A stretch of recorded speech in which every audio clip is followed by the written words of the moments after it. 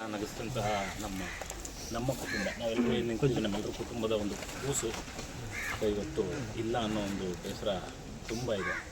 ತುಂಬ ನೋವಾಗ್ತದೆ ವಿಷಯ ಕೇಳಿದಾಗ. ಯಾಕಂದರೆ ನಾನು ಇದುವರೆಗೂ ಮಂಗಳೂರಿನ ಗೆಳೆಯರು ತುಂಬ ಜನ ಇದ್ದಾರೆ. ನನ್ನ ಸೀಸನ್ 1 ಆಗಿರ್ಬೋದು, 2 ಆಗಿರ್ಬೋದು, ತುಂಬ ಜನ ಇದ್ದಾರೆ. ಆದರೆ ಯಾವುದೂ ಫಂಕ್ಷನ್ಗಳಿಗೆ ಅಂತ ನಾನು ಯಾವಾಗಲೂ ಬಂದಿರಲಿಲ್ಲ ಮಂಗಳೂರಿಗೆ. ಸೊ ಈ ಥರದ್ದೊಂದು ಇನ್ಸಿಡೆಂಟ್ ಆಗಿ ಈ ಥರ ಬರಬೇಕಾಯ್ತಲ್ಲ ಅನ್ನೋ ಒಂದು ಬೇಜಾರು ಬಹಳ ಇದೆ.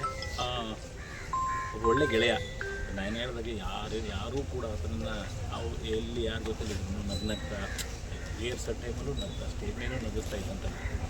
ಅದೇ ನಾನು ಹೇಳಿದ್ನಲ್ಲ, ಇದು ಇದೆಲ್ಲ ನಮ್ಮ ಕುಟುಂಬನೇ. ಇದು ಸೀಸನ್ 1 ಸೀಸನ್ 2 ಅಂತ ಏನಿಲ್ಲ, ಎಷ್ಟೇ ಸೀಸನ್ಗಳು ಅಥವಾ ಅದೆಲ್ಲ ನಮ್ಮ ಕುಟುಂಬದ ಕೂಸು ಇದ್ದಂಗೆ. ಒಂದು ಅಂತಂದರೆ ಸ್ವಲ್ಪ ವರ್ಷಗಳಿಂದ ಅವರ ತಂದೆಯನ್ನು ಕಳ್ಕೊಂಡಿದ್ರು ಅಂತ ಹೇಳಿದ್ರು. ನನಗೆ ಗೊತ್ತಿರಲಿಲ್ಲ ಇವತ್ತು ಬರಬೇಕಾದ್ರೆ ಮತ್ತೆ ಎಲ್ಲ ವಿಷಯಗಳನ್ನ ಕೇಳ್ಕೊಂಡ್ಬಂದಾಗ ತಂದೆ ಕಳ್ಕೊಂಡಿದ್ರು. ಮನೆಗೆ ಆಧಾರ ಸ್ತಂಭವಾಗಿದ್ದು ನಮ್ಮ ರಾಖಿ. ಸೊ ಈಗ ಅವನು ಕಳ್ಕೊಂಡಿರೋಂಥ ತಾಯಿ ಮತ್ತು ತಂಗಿ. ಆದರೆ ನಾವು ರಾಖಿ ಇಲ್ಲ, ಆದರೆ ರಾಖಿ ಸ್ಥಾನದಲ್ಲಿ ನಾವೆಲ್ಲರೂ ಇರ್ತೀವಿ. ಆ ತಾಯಿಗೆ ತಂಗಿಗೆ ಸಪೋರ್ಟಾಗಿ ನಾವೆಲ್ಲರೂ ನಿಂತ್ಕೊತೀವಿ ಅಂತ ನಾವು ಹೇಳೋದು ಇಷ್ಟಪಡ್ತೀವಿ. ಅವನ ಆತ್ಮಕ್ಕೆ ಶಾಂತಿ ಸಿಗಲಿ.